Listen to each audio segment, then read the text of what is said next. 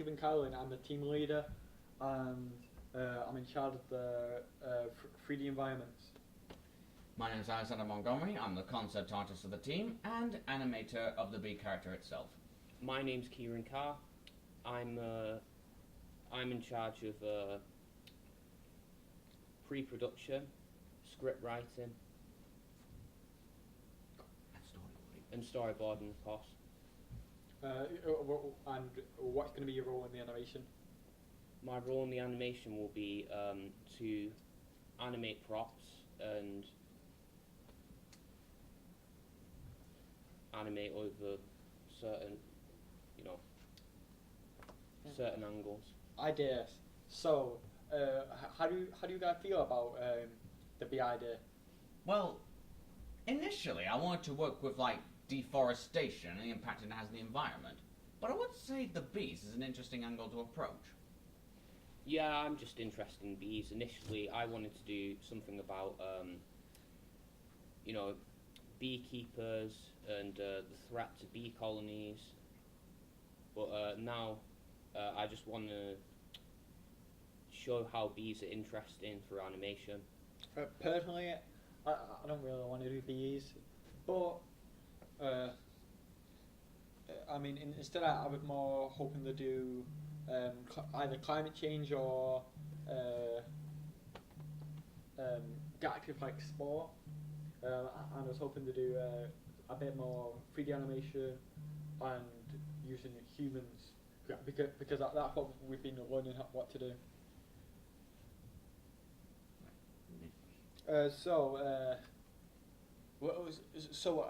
How do you feel about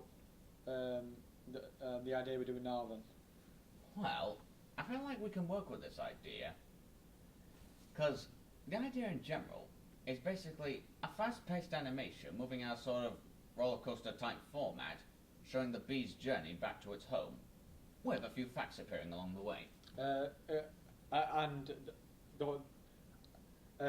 the animation, by the end of the animation, I want the audience to feel thrilled, and I'm hoping that the thrills will be what draw the audience in and get their attention.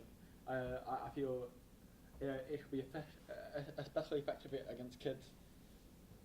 Yeah, so basically that. Yeah, so how you have the bee that flies past, evades the obstacles and dangers to get to the home. To go home. Yeah. Right, we'll move on to the script.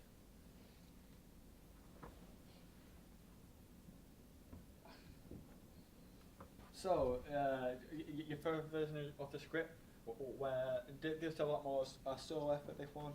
So, to tell me, what was the reason why you thought about putting a narrator in there? Well, because I've been watching a lot of documentaries where David Attenborough does the voiceover, so I was getting carried away. Yeah, I also want to know, you feel that having things being eaten, do you think that'd be fine to show, like living insects? Well, again, I've seen that in documentaries, but I'm not too sure. Well, if kids watch, those kinds of documentaries, so I guess I was wrong there, and that wasn't part of what we agreed on as a team. So. Lastly, your ending. I want to know what went through your mind as you thought this up. Well, a lot of species go extinct every year. Some say 10,000 go extinct a year, and I wanted to emphasise how humans could, impact on bees. But having a hive worker kill a bee, I don't think it's. I think it could scare away potential clients who may show this work to. I also don't think it puts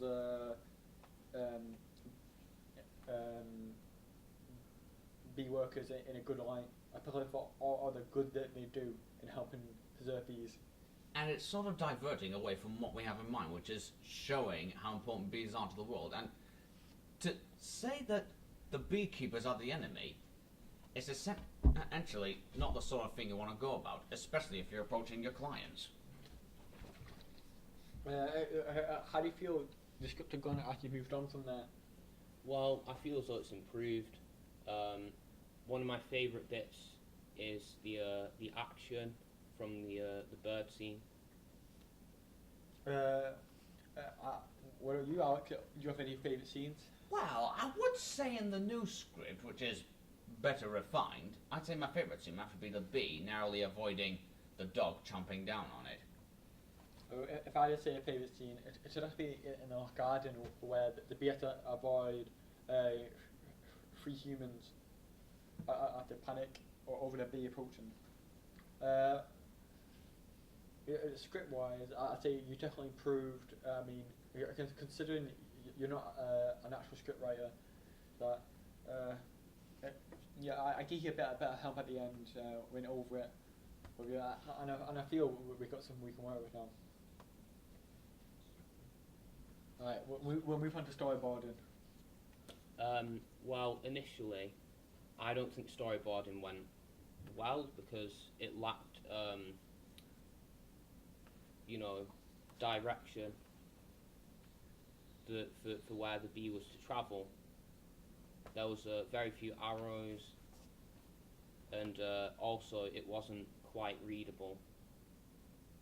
I will admit, there were a few issues with the storyboarding, one of which is that it wasn't very well labelled, like say order of appearance, like did this one come first or did this one come first? So you mean numbered? Exactly. And Kieran, by readable, what do you mean by that? Well, you couldn't really make out what was going on with the script. With the storyboard, because I'd mixed up the panel shots.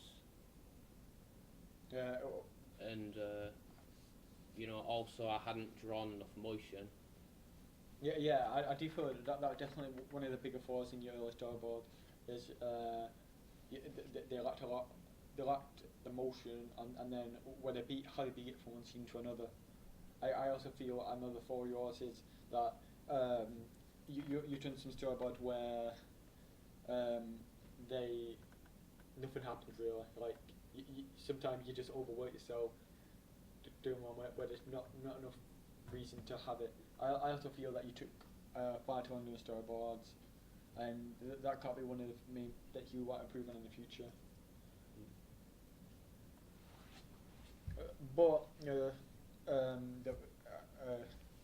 We'll move on to the concept art. Yeah. Now, looking back, I would think one issue I had with me concept art was that I relied too heavily on perspective, and as an artist or student, I should have realised that reference is key in any media, be it animation or drawing. So Alex, what was your favourite media to use?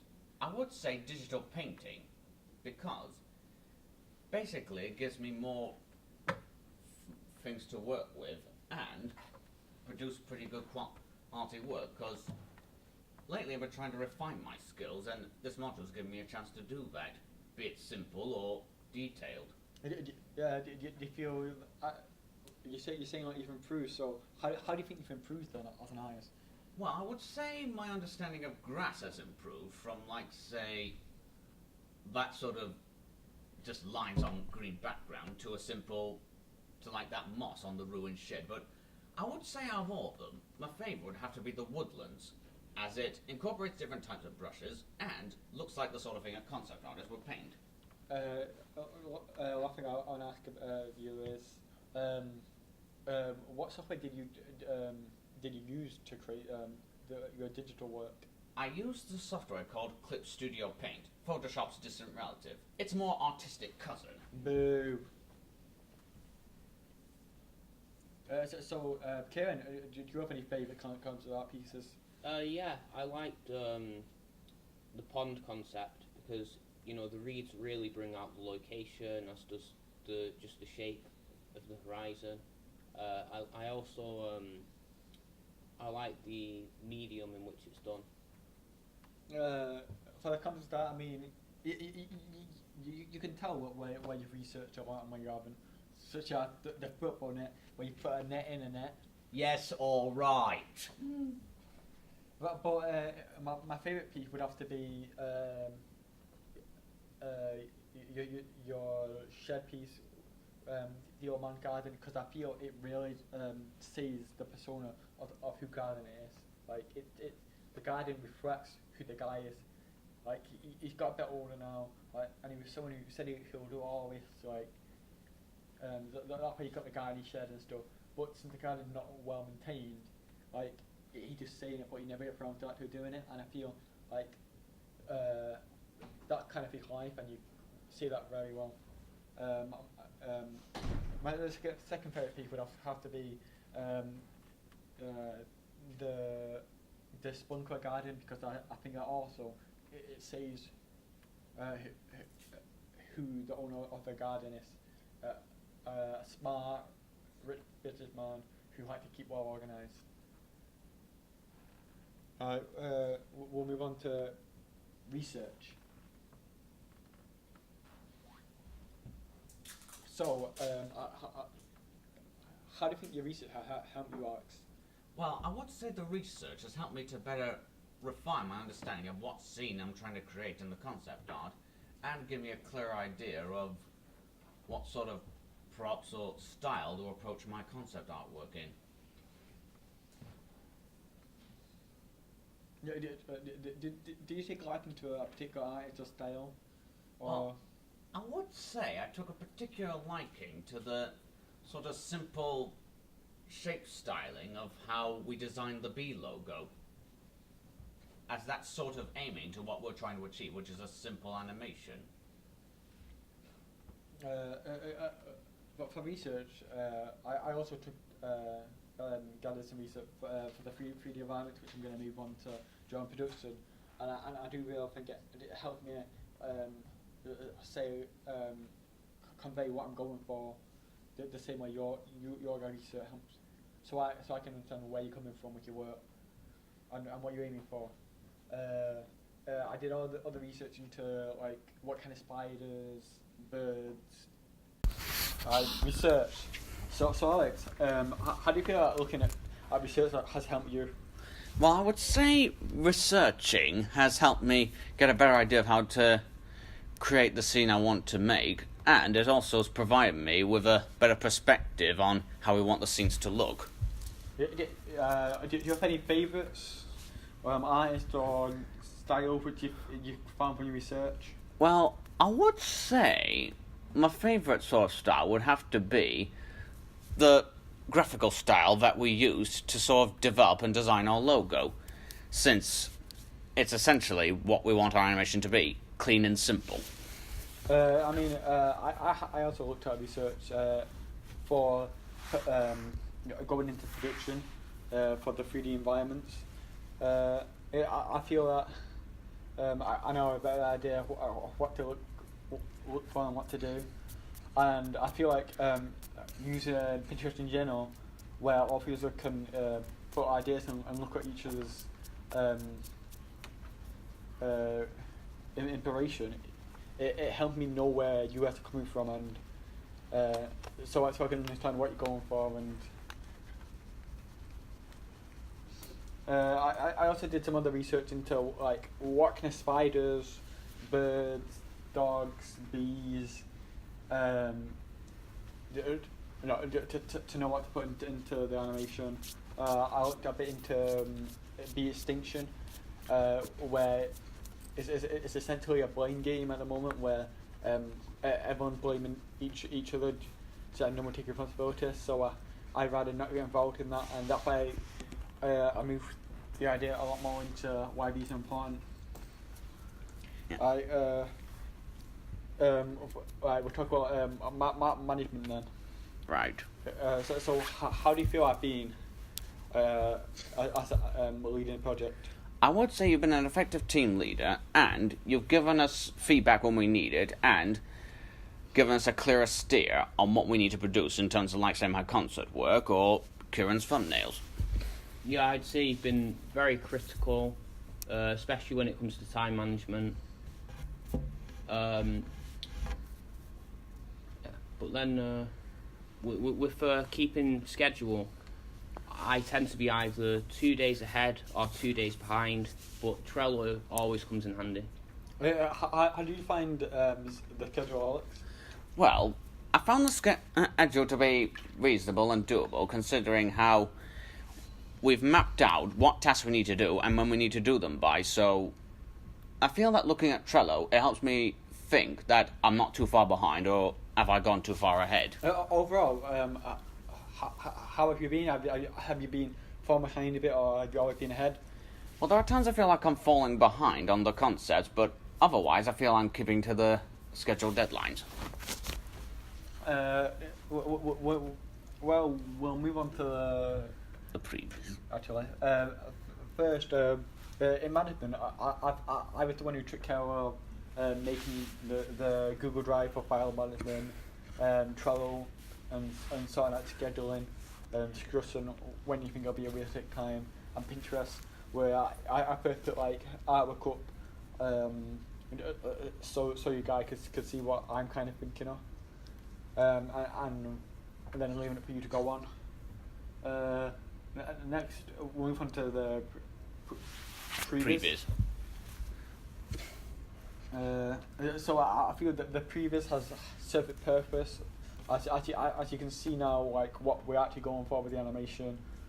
There's some bits that don't read too well. I feel that's due to a couple of different reasons, such as the camera. I feel that well, some of the moving props, such as the fish and like the football, like some bits that feel a bit weird still. Maybe I should have really included that into the previous.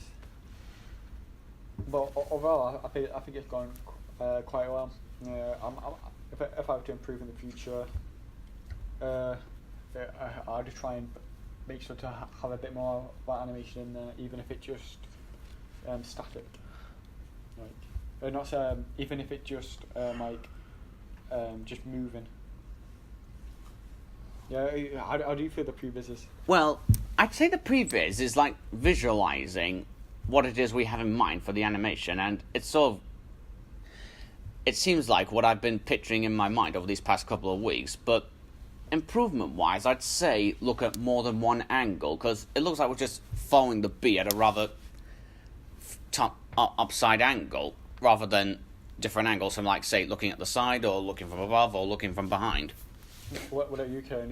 What do you think? What do you think of the previous? Well, I think that in terms of what Alex is saying, yeah, there's only one angle you've seen it through, and there's not loads of different angles in which there later should be. But I think that the translation of the thumbnails to the previs works effectively. I still can't believe I missed the highs at the end. To wrap up, how do you feel going to production then? Well, I'm feeling a bit excited, as that's where we really start to get animating, and to finally possibly put our final animation together. What about you, Kieran? I look forward to production because I want to see how well the planning has shown effective, and the how translatable the whole production will be when it's animated.